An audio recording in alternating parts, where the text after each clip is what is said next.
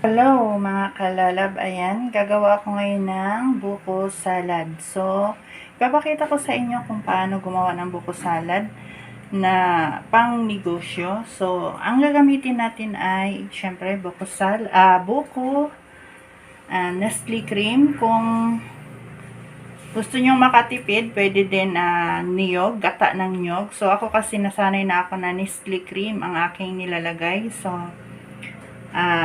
Alaska kondensada or cowbell.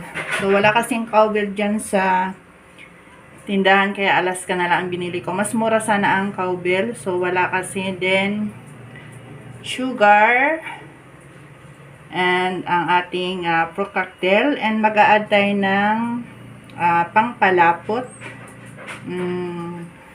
cornstarch. So, dadagdag natin yung cornstarch. Sandun yung cornstarch. Then, yan ang ating gagawin. Ipapakita ko mamaya kung paano ang proseso ng ating pangnegosyo na buko salad. So, sa ganitong, dalawang Alaska, ay dalawang kondensada. So, makakagawa ka ng 60 peraso or 70, depende sa laki. So, mamaya, ipapakita ko sa inyo kung paano. So, tara, samahan ninyo ako sa aking gagawin. Bye!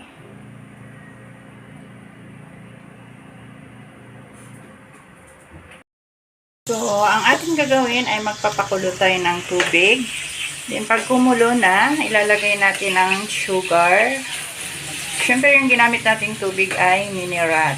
So, pag kumulo yan, unahin natin paglagay ang sugar, then ang ating cornstarch at iba pang mga ricado. So, abangan nyo mga lalams. So, papakuluin muna natin yung tubig.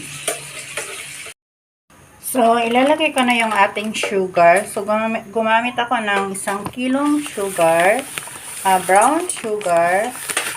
Brown ba ito? Wash yata ito. Wash sugar. So, 1 kilo.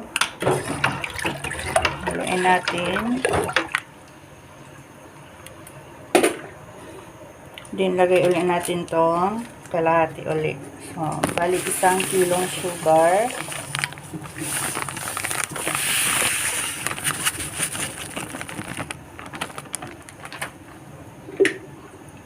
So, haluin. Pakukuluin natin bago natin ilagay yung ating cornstarch. At ang ating gatas and ang Nestle cream. So, halo-haloin lang natin para yung sugar ay matunaw.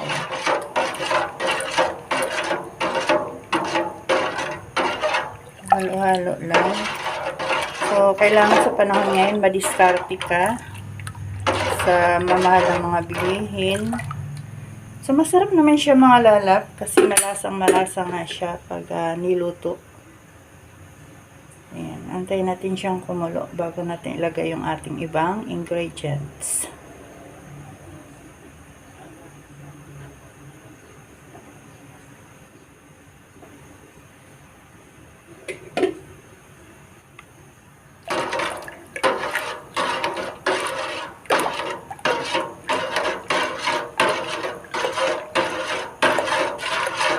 Halo-haloin lang para yung sugar ay talagang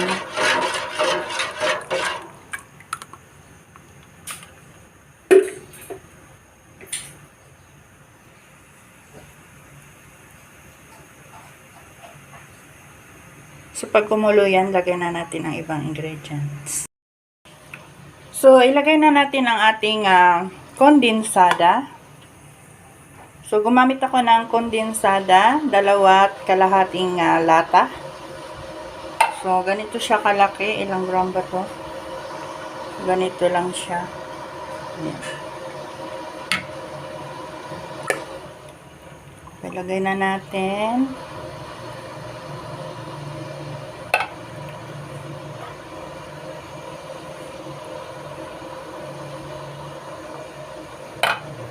Then, halo-haloin ulit.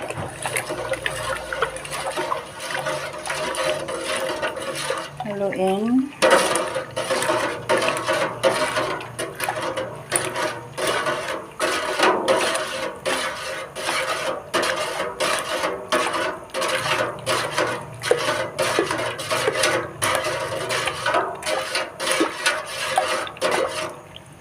Susunod natin yung ating cornstarch.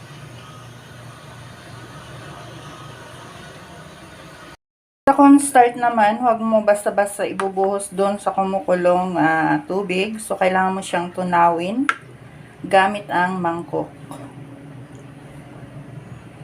So, yan. Tunawin natin siya.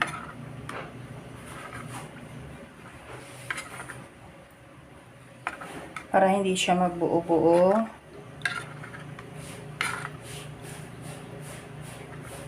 So, depende sa inyo kung gaano kadami ang inyong ilalagay na cornstarch.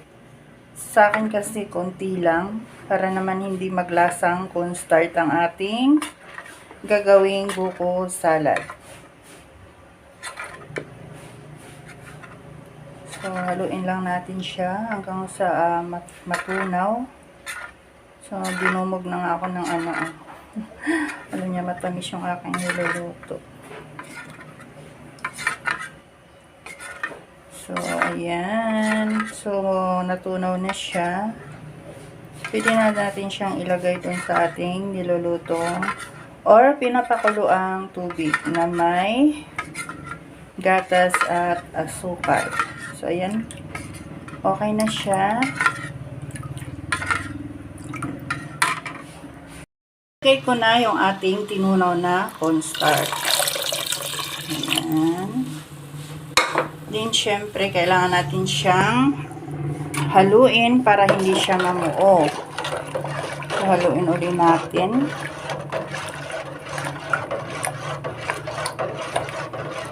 Halo.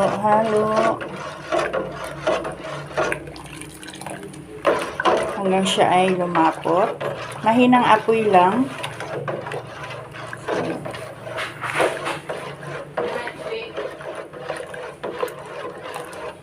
Halo-haloin lang para hindi siya magbuo-buo. Then, isunod natin yung ating Nestle cream.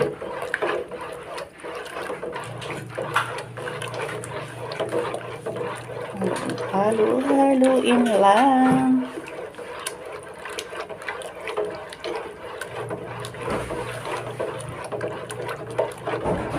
So, yan. Sunod natin yung ating Nestle cream. So, ilalagay ko na ang ating Nestle cream. So, ayan, Nestle cream. Ilalagay na natin. Dagdag lasa. So, yung iba ang ginagawa ay gata ng nyug. So, ako, Nestle cream ang nakasanayan kong ilagay. So, nakailang luto na ako nito mga lalab. So, ngayon ko lang naisipang i-vlog. So, para content na rin. And may din kayo kung paano mag-business ng ganito sa mga hindi pa alam. So, anday natin siyang lumapot.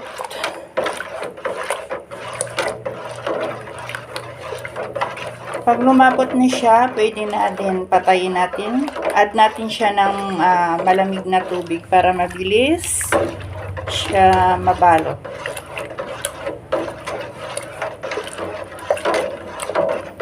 So, ganito lang, lagi niyong haluin para hindi yung magbuo-buo.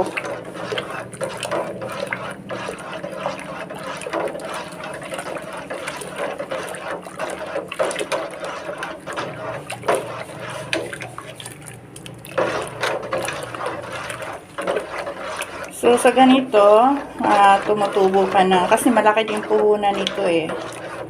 Kasi pro cocktail, magkano din. Gan buko salad, Nestle cream, plus sugar pa. So, tutubo ka sa ganito ng mga 200.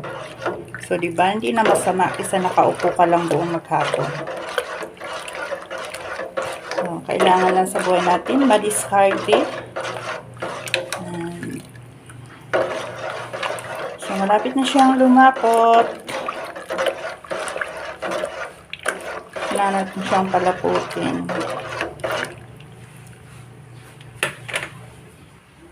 So, ayan mga lalabs, natapos na naming balutin. So, ibababad natin yan sa tubig na malamig bago natin ilagay sa freezer. So, ayan siya. Yung bibilangin pa natin yan kung ilang piraso. Ayan. Buko salad. Bibilangin natin yan mamaya kung ilang yan. Ayan. Pang negosyo. So, Pangkain. pang negosyo, pangkain. Ayan. So,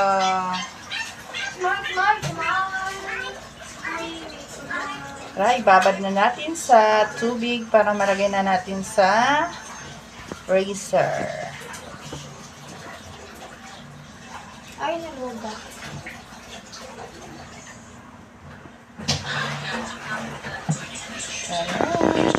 So, ayan, nakababad na siya sa tubig para lumamig na. Bago natin ilagay sa freezer.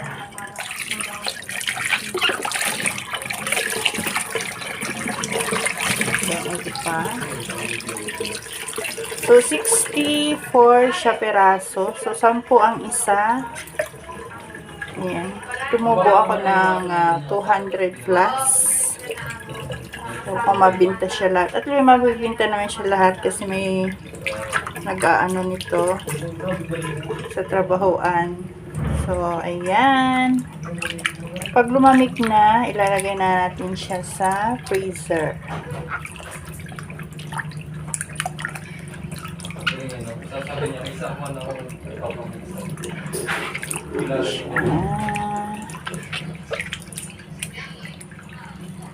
So, bukas, pag nailagay na natin to bukas, ay matigas na siya. So, ayan.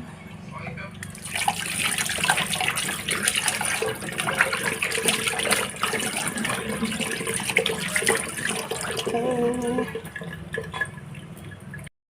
So, ayan, nakalagay na sa freezer. So, ready na yan para bukas ang ating buko salad. So, bukas gagawa tayo ng ice candy ubi para madagdagan naman yan.